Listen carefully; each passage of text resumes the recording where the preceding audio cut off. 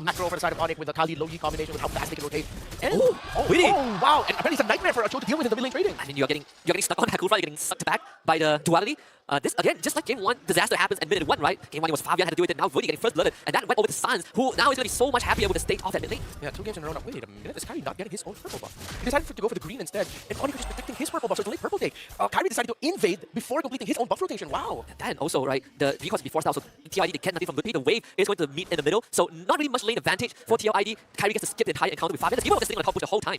Yeah, protecting their jungle in the mid. It's such a fast clear for Lowy and Khalid. Again, controlling the Cho. I think that's why they decided to go for this combo instead, because not only does it control Cho, it hurts Cho with damage. Every time Woody walks up, he just eats a face full of just sand. Yeah, sand and whatever Lowy tosses, magic apparently. Apparently it is. Pure magic. From the Monian Plains? No, wait, no. What's the equivalent of like Chinese region in the lore? I gotta figure that out. Yeah, the Cajun Riverlands. Cajun Riverlands, thank you. Kyrie does have some enemies on his hand. We find the knockout. Kyrie easily cuts blast. Will survive for now. Fabian goes for his first blood. Delivered to Fabian as Woody makes a great escape with the Blink of Fabian jumping around. Keyboy now. The victim Lippy will survive. TLID off to a good start. Yeah, now just TLID with a better response, better timing, and now ONIC Esports, I think that should already be a sign for them that said they can't pull off the same thing they pulled off earlier and be overly aggressive because now Team Liquipedia have sharpened up their execution a little bit. They can continue to bother Witty, but just now be more ready for a Team Liquipedia response to your aggression. Especially when Woody, he's willing to make those plays, right? Yeah. He was the reason that Kyrie went down first blood. Still, the turtle for them doesn't really mean too much as of this point. TLID don't really have a substantial lead to make a big difference. Even topside Severo against Aaron Shiki, Severo is really holding his own. And TLID, you know, they haven't really been providing backup to topside, but you can say the same for ONIC, unlike Game 1.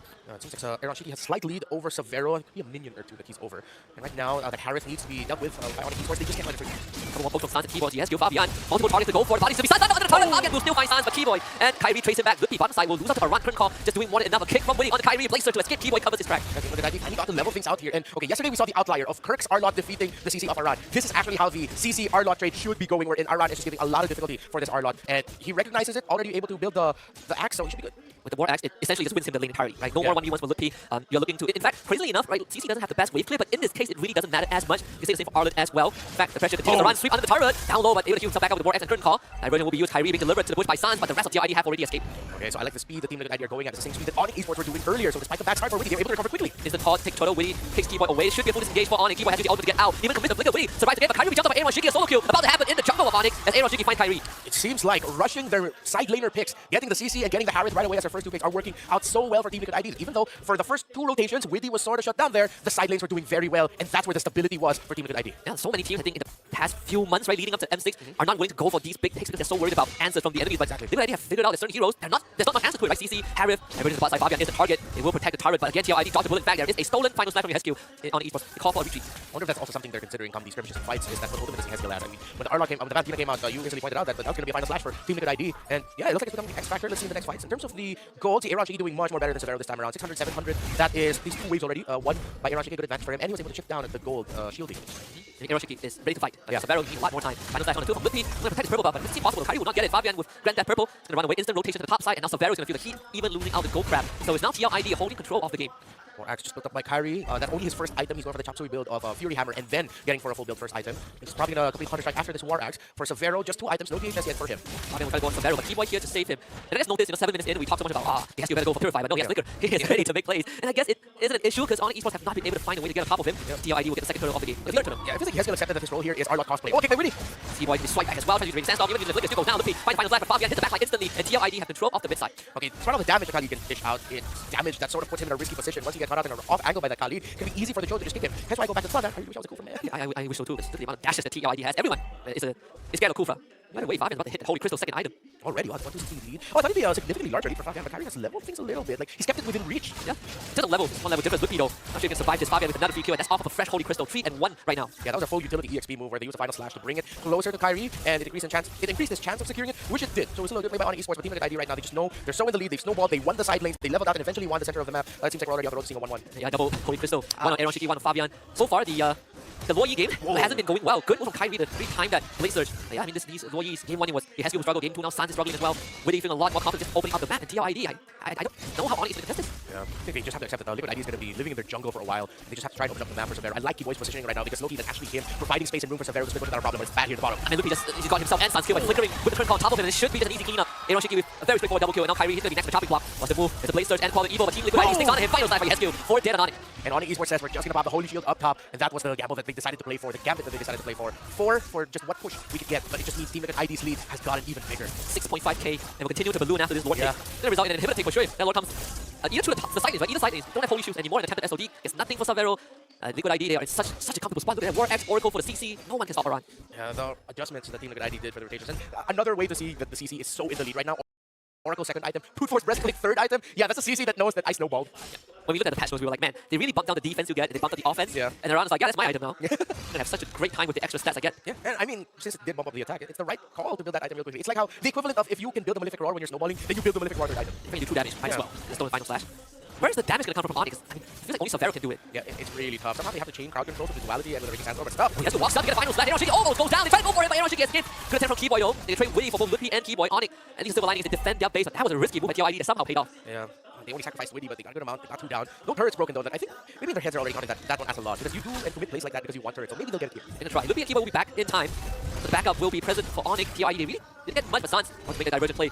They read this, they make their move. Kyrie spots both of them. Life will be sacrificed. They fight around. Kyrie jumped on by Fabian. Eronshiki will be forced to disengage. He has to take a fall. He wants to full Sans. Probably life for every single spell. To find a second kill. Keyboy gets Fabian, and now he's full retreat. SOD connect. Savero! Flicker, but kicked by Witty. Eronshiki still falls. ONIC Esports not able to get the full wipe, but still, they make the best out of it. The Gila Gambit works. It's just Witty left with Keyboy and Lippy. See if they can even break this turn because Witty should be able to defend it. Lippy gets the final slash, and yeah, they defend the turret in the mid. That opens up space for ONIC Esports and gives them a bit more gold with a couple of shutdowns they were able to get. Yeah, Witty was I would say he's a saving grace, right? Yeah. That last kick really shut down Savero. Could have gotten a lot worse. Could have been a bulldoze down the mid lane. But still, ONIC, they cut down the gold deficit by what, close to 5,000? We went from almost 8-9k to below 3,000, and now it's anyone's game. Second Lord up on the table. Yeah. At this point, ONIC Esports have completed the comeback. It's not even in terms of the gold, but they definitely have the resources now to fight even better. But can they do it in an honest team fight, or will they have to rely on using the diversion to come from unsuspecting angles? That was the way that they were able to make that comeback, right? Or the beginning of the comeback happen. Of course, a lot of things come down to Lippy as well. They get kicked, get caught. Can he get on the final slash in time? Let's try, but still goes down. And then to be Fabian to the backline. Keyboy flickers away. Fabian should be safe. Savero doing way too much damage. ONIC loses the Arlet once more. Malefic Roar built up by Kyrie, and it seems like in terms of an honest approach, Team Liquid ID has that in the bag. When Witty goes in, Jeet Kune Do, knock off kick, onto Lippy, onto Keyboy, whoever you see, go for it. But in terms of the unique entry points that you can go for, that's ONIC Esports playstyle, which how many times have we seen it before? The team fight or the lineup that's easier to pull off is usually the one that just takes away.